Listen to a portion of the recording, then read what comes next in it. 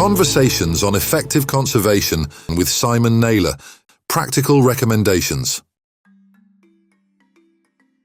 In this second part of the interview with Simon Naylor, he starts detailing the kind of skills that he had to learn to manage his team of 150 people, and also the relations with a whole range of people with a stake in the functioning of the joint reserve. He talks about how to learn about effective communication, the need to understand finances and businesses to deal with his bosses, provides excellent and very detailed information on how the team was managed, including how they took decisions, they managed their planning meetings, how to motivate the team, what happened to people who didn't fit within the organizational culture. He also talks about the need to establish replacements and to plan the succession for key team members, including himself, how there was a moment in which he decided to plan his own succession and to before leaving Pinda a year ago. In summary, this whole blog, I think, is an excellent example on team leadership for conservation and how to learn how to get a team working in the right way. So please let's listen to what Simon has to tell us here. Simon, a couple of questions. I mean, I think they are related to all this whole training program. One is very specific. You were the manager of, I mean, if we understand it well, these are different landowners managing a shared game reserve. Yeah. So it's not only Ambillón. I mean, you have communities, you have Ambillón as a company, and you have other people there who are private landowners. Were you the manager of all of that, or only the parts that belong to Ambillón and the communities, or what was your role there? Did you manage all of that, or they have their own park managers or whatever? No, I managed the whole game reserve on behalf of all the landowners. So my responsibility for the entire game reserve was communities, law enforcement, wildlife management, infrastructure. Everything that was shared collectively by the different landowners. So you were answering to many landowners, many different... To an association that represent all the landowners. That comes to the second question. I think this is very relevant to them. I mean, you were trained as a wildlife manager, okay? Which are the skills that you have to learn to be effective in this situation? I mean, to be a land manager of this cooperative, answering to different stakeholders with different minds and different interests and all that. What is, you came from university with some kind of formal training, you went to Tanzania, it's clearly you learn out about natural history by going to different places, which you didn't learn enough in your degree.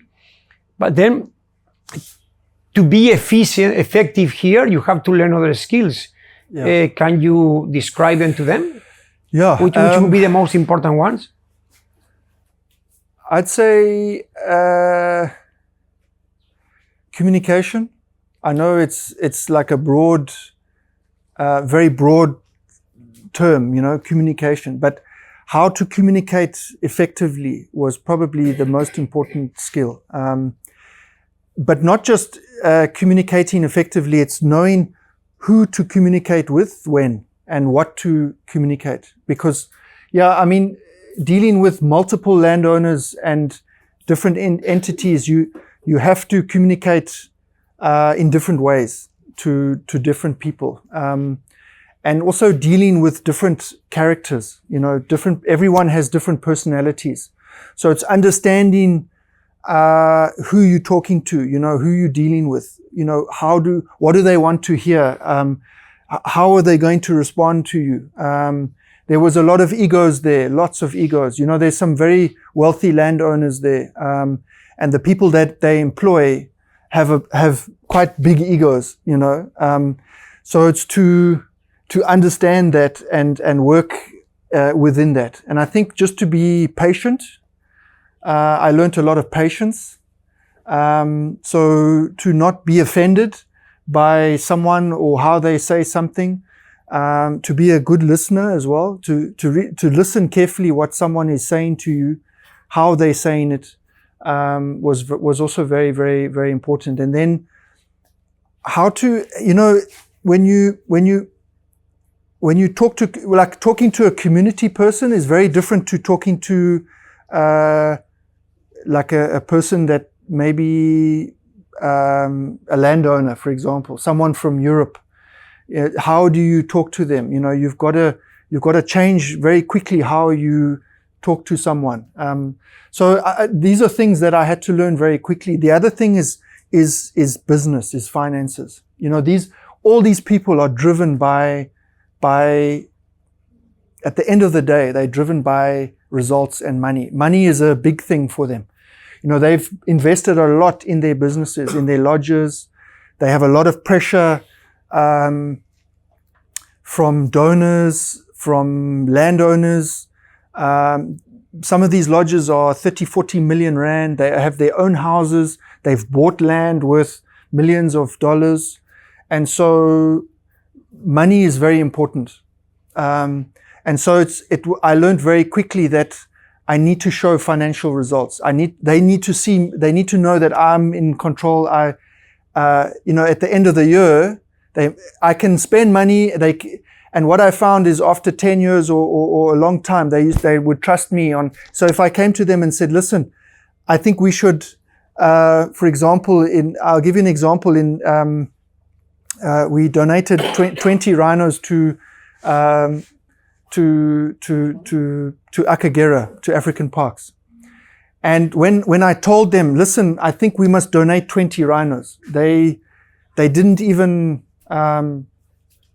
it was, and I know if I first began and I could not manage a budget or read a financial statement, or if my finances were all over the place, that could never have happened. They trusted me to make a decision like that, to just give 20 rhinos, How did you justify that to them? Well,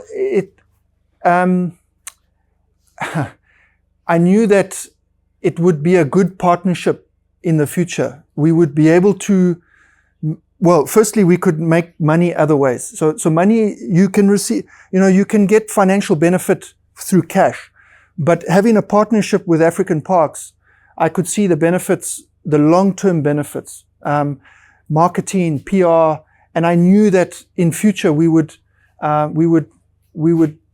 get it back somehow, and in another way. And I mean, I just listening now to some of the things that are happening there. It just shows that and then they wanted another 10. And that's when I said, okay, well, maybe we can get something small for that. So we got something small, but we benefit. I think it was a win-win situation. We could have said, no, we want money for 20, and made some money. But I know that, maybe the partnership would never have taken place the next year, because we were willing to give 20 animals, and it was 20 animals that we had. So why not give it? We had even more animals to give. So I think my long answer is, communication, and then understanding finance, really, really understanding budgets and keeping track of money and budgets. And because, we're not finance people. We don't have a finance background, but just being able to do business, was a skill that I had to learn quickly. And then I think just being humble, I remember many times I honestly believe if you are humble, people are much more willing to tolerate mistakes, or if you make a mistake, they will forgive you more for being. It's really important just to be humble. I think that's another thing. There's lots of things that I've also learned, but we can get to that. I've got other. I don't want to miss the opportunity to get it, to get it now. And what about your team? I mean, managing your people. I mean, how many people answer to you directly? Probably about 150. Okay. Yeah, so that was field rangers, community staff, conservation staff, workshop staff.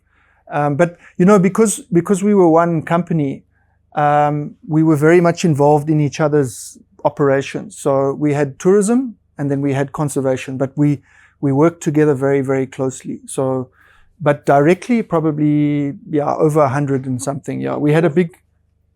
And it was quite a diverse group. I mean, you had researchers and people like more. Yeah, so I mean, the structure of Pinda is very much, so you have tourism, and so you've got lodges, and there's a lot of lodges here, a lot of people employed in the lodges. And then you had the conservation. And so I was responsible for the conservation.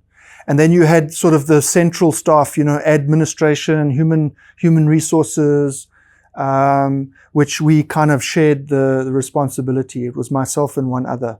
And in the conservation team, we had the community side, we had research, you know, the ecology side, we had the law enforcement, and then we had the sort of more conservation management, you know, your teams that do roads and fences and pipelines and, you know, fixing things, you know, on the game reserve. So those were the sort of 4 or 5 basic departments that we had. How did you avoid conflict between them and each one going its own way with a different culture, different values? Yeah, what was very important and I learned very quickly, again, it comes back to the communication. And it was spoken about last night at the fire, is this vision, is a shared vision. So every year or twice a year, we would sit as a management team and we would almost lock ourselves in a room for 3 or 4 days. And we would go through every aspect of the work. You know, what did we want to do? So what were our goals this year? What did we want to achieve? And we would. Tourism as well? Yes. But that was separate more, but I'm talking our conservation team, yeah. And we would develop obviously a strategy and a work plan, you know, a very detailed work plan. And assign responsibilities. That was very, very important. People needed to know what they were responsible for. So at the end of the year or in the middle of the year, they cannot say, I didn't know, you know. And that we would visit regularly, like once a month. We would have, you know, meetings together.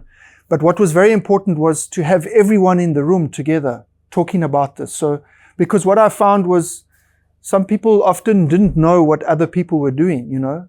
But in this way, everyone knew what others were doing. Everyone knew what the plan was. And that was very, very important. And we would revisit that work plan in the middle of the year as well, because we needed typically twice a year. Yeah. Okay. But in the year, within that, every month we would sit and we would go through it together. That was very important to do it together. But along the way, we would also just have maybe informal interaction with individual people along the way. You know, maybe once a week, or sit down. How's it going? What you doing? Give me feedback on this and that, and so it was different processes throughout the year. I think making sure that everyone knew what the plan was, everyone knew what they had to do. So that was for work. But what I also realized is that, you know, unless someone had their own goals, their own personal goals, they could never achieve that work plan. And so I think I invested a lot in individuals' own personal goals. So what did they want to do? Where did they see themselves in 3 years or 5 years? And how could they achieve that for themselves, you know? So that was also very important. So that was not so much in the workplace, but it was more individually and then helping them achieve those personal goals. And what's been really fulfilling for me is that many of my team that started 10 years ago are still there at Pinder today, you know. And many of them have achieved their own personal goals. So it was really just enabling them to achieve their own personal sort of milestones. And so it was constant communication with them on what they needed to do. And what I found as well is that it was also very important that everyone understood each other's jobs. They knew what each others were doing. And if needed be, they could do each other's jobs as well. That was also very, very important. So I know that there are members of the team that took, and the other thing was big decisions that needed to be made, like removing lions or sending elephants somewhere, or we did it collectively. I tried as much as possible. It's sometimes not good to, so it's to find the balance between, I know that I could make decisions easily. I had the authority and I could do it, but it was also very important to allow the decision in a roundabout way to be made by everyone. And it's a little bit, it can be tricky to do, but if you can do it, it really brings the team together. And when you make a decision and it's a wrong decision, it's much easier for everyone to accept and move on, you know, and not start pointing fingers because you were involved in that decision, you know. It was collectively, it was our decision. Like a big thing that we had to do was euthanize lions. And that for me was also very important. Everyone was involved in that decision on removing lions, you know, which ones did we have to remove. And so there was never, we could reduce conflict within our team dramatically by bringing people into the decision making, because suddenly they can't they can't point fingers because they've made the decision, you know. And if they disagreed, well, that's fine, but collectively we will agree on something. And yeah, that happened. But so it was very important. We spent a lot of time meeting and doing these things. It's very time consuming, you know. When you used to being in the field and you want things to go fast and but that's why, so it's to try and find the balance between making decisions decisively and quickly and moving on, but then also including your team in that process. Yeah. So that was one of the things I learned. And then, yeah, succession is also very key. I was also a very firm believer in making sure that you must, and it doesn't matter what job that you're in, from most senior person to anyone that is managing people, you need to empower your people to take over from you, you know. And that's hard for people to do because, you know, people only feel important when, you know, they're making decisions and, you know, they don't want to let go of their knowledge and they want to feel important and irreplaceable. But I look at it the other way, you know. I would rather, and I see it I saw it in our team, you know. No one ever felt threatened by you know, giving information and giving knowledge, and it was very, very important. And actually, I just saw people progress much faster, and they felt much more empowered. And so you build a culture of succession. You know, you must work yourself out of a job. You should in 2 or 3 years be able to leave the job, and someone else can quickly replace you. That's very, very important, because I saw and there's many examples where you know, someone gets really good at their job, but they don't empower the people underneath, you know, and so they become irreplaceable, which is not good. And so when they leave, there's a big hole, there's a big gap, and your legacy, you know, what you've left behind, what you've done, just falls apart. When you're in that job, you feel you know, you feel very, you know, you feel good because you're doing all these things and whatever. But the problem is when you leave, it all collapses, you know. So which was very good for me when I left. I did a short handover, and to be honest, I've had 2 calls from my successor, which has been great, and even the others, the underneath, it's life is carried on. And that's how you want it. At first, I felt quite sad, because people are not phoning me, they're not asking me, where's this or where's that, or what did you do about that, or we can't find this on the computer, or da da da. But I've nothing. Like, and well, maybe I see it as maybe it's because it was my time to leave, But I obviously keep in touch, and everyone is carrying on with their things, and that's how you want it, I think. So that's something I think we have to do as conservationists, as wildlife managers, really, because I see it in many places, many organizations. There's a gap of managers and people struggle to share knowledge and to empower. It's really a challenge, and it's something we have to instill in our staff. Is you have to, whoever's underneath you, you have to give them knowledge and give them that capacity to take over from you. It must be clear. Okay, who wants my job?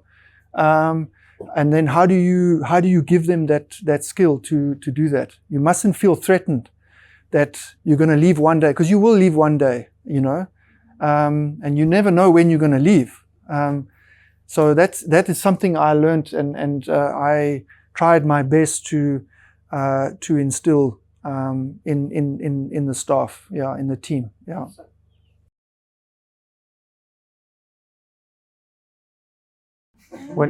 When you left now, because it happened to me. I mean, there was a moment after 10 years. Is okay. This is my time to leave, because it's better for the team that I leave, that I start changing everybody. Do you have that feeling? Like there was a moment in which, not that it was good for you, that it is good for the team that I leave, that someone else takes over. Yeah, it's gonna be good for everybody. Did you have that feeling too? Yeah, I did. Yeah, I think there comes a point where you know it's time to go. And also you realize you are blocking, the progression and the of people underneath you. And it's amazing how you move out and suddenly like there's all these changes. And what's been really nice is to see people move up. Everyone moved up. We didn't have to get someone from outside, everyone that was in the team just rose up and obviously got replaced from underneath. And so that was good to see. I think staff, people want honest feedback. They want to know how they're doing, what are they doing wrong? They want to be told. And that's important, because some people, and my nature, that's another thing that I learned. My nature is not to be confrontational. So I had to overcome many of those traits with my staff. You've got to learn to become a little bit confrontational, because it's what people want. They want to hear. They want to hear from you. They don't want you to to not confront them on certain things. So it's challenging. Well, I think for me personally, probably the proudest thing is the community that have started their own lodge. Those individuals that are involved there are the same people that we started with 16, 17 years ago. That knew nothing about budgets. They didn't know what a budget was. They didn't know what an income statement was. They didn't know what annual financial statements were. They didn't know that they had to pay tax. They didn't know how to read a management account. So how to do business. So I would say the progression from that to now having a lodge is probably, yeah, it's a good. And I'm not saying that I'm not the only one that was involved there, but it was one of my responsibilities. We had a lot of people helping and involved, so it was a real team effort. Yeah, so I think just seeing communities flourish, and benefiting from wildlife, from conservation, because that was always the dream, and employing lots of, that lodge now employs, I think it's about 15 people that didn't have jobs before. So it's a big challenge. I don't know where you're from, but we eh? Oh, okay. Yeah, these communities are very impoverished. There's like one high school, lots of unemployment. The level of education is very low. There's probably about 80% unemployment there. So not only are people not employed, but they don't understand conservation. They don't understand business, And so to get them to understand that conservation can benefit them directly, and for them to be empowered to come and do business in conservation was really good. But it's a lot of hard work. It's a lot of hard work. A lot of holding hands. It's full-time job. I think where it's hard is when someone leaves because they're unhappy at work, or you haven't really addressed some of their needs. Maybe they've communicated some things to you and they're not happy, and then you don't do anything about it. You don't really make an effort to keep them motivated. I think that would be hard to see. But in both those cases, it was for the right reasons. I think, and that happens as well. I saw it with a lot of staff, But the best you can do is have a good exit interview with them, and really understand why are they leaving, and then try and address those issues so that it doesn't happen to other staff. Some of the things are out of your control. Some people will say, "Yeah, there's no internet," or they live far from their families, or what can you? There's some things you can do, or there's some things you can't do. But I think the best thing is to, if you have those people, is to really understand why are they leaving, because it's a failure of the organization, and then try and address those issues, because invariably those issues are the same issues for others. They might just not have reached that point where they've decided to leave, so you got to unfortunately we can't keep all of our staff. It's impossible. It's not possible. It's not natural. People will come and go, of life. But do you know what your turnover rate is? it was very high with it's very low. It was very low. And I think it was low for a number of reasons. One was a lot of the staff were from the local communities. So perhaps they didn't have another option, which is not ideal. Others sort of got, what I noticed was, Pinda was one of the first private reserves in the area. Others started, and there was other lodges. A lot of our staff got poached to go and work at other lodges and other places, because they had skills. And, people will move jobs for just a few extra, dollars, because it's what people need, extra money. So they will leave. They don't have much loyalty. But the highest turnover was in the guides, in the lodges. The guides would come for 2 years, 3 years, and then they'd leave, But it was very low. I can't tell you what the percentage is, but it was low. I can show you photographs of, I've got some photographs of some of my staff, my team, have been with us for 30 years, a really, really long time. Right from the beginning. In fact, even before, when they were hunting farms. But, you know, I often thought, you know, are they still here because they're comfortable? There's no other options. But no, they were some of the most loyal staff. You know, they would work late into the night, fighting fires. It's just how you got to treat them well, you know, make sure they looked after. You know, I often find people are motivated by money, but if you can look after that, you know, you then add other things. You know, you can really motivate people to work hard. You know, money is important, but there are many other things that will motivate someone. So it's just tapping into that and what it is, and looking after their basic needs. People just need good accommodation, uniform, you know, training. They need to know how to do their job. Obviously, money is very, very important.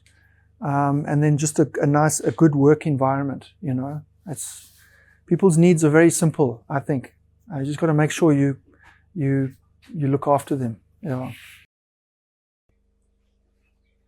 Simon, we have like 25 minutes, okay? Okay, so, I'm absolutely happy with what happened, because actually what you've been saying the last minutes is what I was looking for.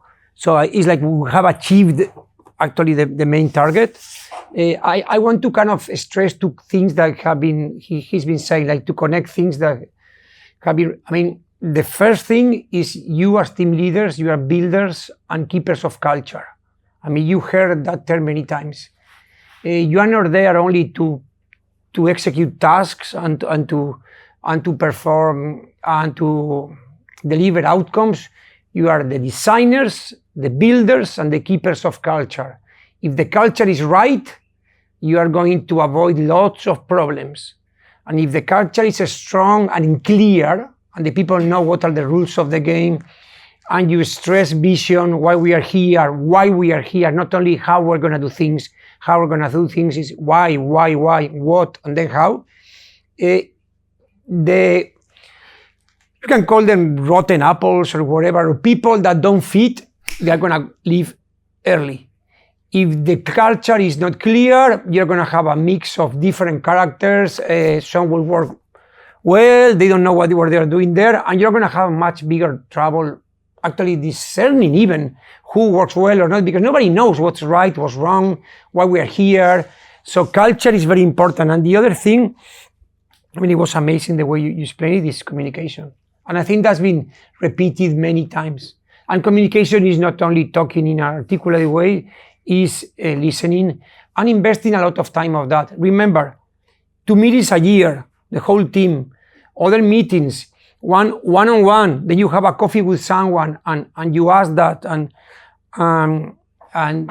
all the time investing time, not only in being in front of the computer and managing whatever budgets or whatever, or the Excel, and that is listening, talking, and managing communication. That's also the way in which you build culture.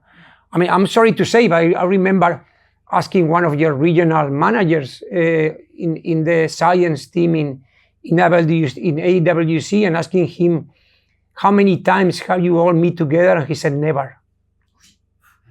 And I was like, what? Never. And he was like, why should we? We can always connect online and do executive things, because probably in his mind, managing a team was managing executive tasks. So this is what you have to do, send me the report, then we're going to measure it, then send me another report, and that's the way to manage a team. So compare that with, of course, geography, distance makes things much more complicated. They are living together. Again, the importance of the leader being in the property, being on land. You heard many examples about that. I think just 2 or 3 things that I've learned along the way is, one is, we spoke about it last year at that conference, is to take risks, you know. I think it's something that we, over time, and in our world, we've become very averse to taking risks, doing things that might upset someone or an entity. And I'll use African parks as an example. there's a few things that we did. We took big risks, and African Parks took big risks on certain translocations. So is to be bold, not be constrained by what you think someone is going to say or criticism. And I think it's very important. I've seen it in the last 16 years, 17, 20 years, how from what there's things we did years ago, we could never think of doing now, because the world has become very small. Social media has become very big, and the opportunity to be criticized and looked at is so big. But it mustn't stop us from being innovative and taking risks. Obviously, we have to calculate and measure and be risk averse. I'm not saying we've got to do crazy things, but I've seen, if I look back now, I'll give you another example. We took some cheetah to India recently. And as an organization, we almost did not do it. We almost didn't send cheetah to India because there's been so much hype and negative publicity. And it was just saying, guys, we've got to do this. We've got to be bold and let's send some cheetah to India. Let's go to India. Let's put our name there. And let's be open that we are supporting this project. Let's not be scared of the criticism that is going to come our way, because we truly believe that there's a chance that this can work. And so that was just something just to mention, is don't be scared to take a chance or to take a risk in whatever you do, as long as if you make a mistake, you don't do it again and you learn from it. But that's where it's important to have leaders that believe in you, that will back you and support you in a decision that you make. And what I'm trying to say is, as a manager, and I've seen it over the years, some of my staff have come up with the most innovative thinking, is to back them, is to sort of listen to them and calculate the risks. And yeah, there's a risk, but back them and let them do it. Let them learn. Let them encourage them to take those chances, because they will grow so fast in that process. So that was just something I've learned as well. Thank you. Very good. We spoke about work-life balance last night. I'll be honest, I'm not the best example of balancing work and life. But what I've learned over the years through not balancing it, it's important to instill in your staff work-life balance. I've learned now when one of my staff members, I'll give an example, he's got kids, he'll come to me and say, listen, he needs to go here, or I'll send him home, because if you haven't got that correct, you're going to fail, and you can't be an effective leader if your work-life balance is not restored. I think as conservationists, we're very passionate people. So we tend to put too much into what we're doing because we're passionate and we want things to succeed. And we also live in an environment that is not conducive for the other balance, the life. We don't see our family. We're far from family, from shops and all these things. He's looking at me. I'll be honest, I didn't get it right. And it's only more recently that I've sort of started to get it more right. But what I've learned is I need my young staff, I need to instill in them, they mustn't make the same mistakes that I did. So that is very, very important, I think. Something that is incredibly important, because some people think if they work 12, 15-hour days, they've been effective, but in the long run, it destroys relationships. It makes people unhappy. It makes people bitter. It makes people leave. And so you have to encourage people to have not too much life. They've got to work. But it's got to be balanced, yeah. Thank you so much. That's great.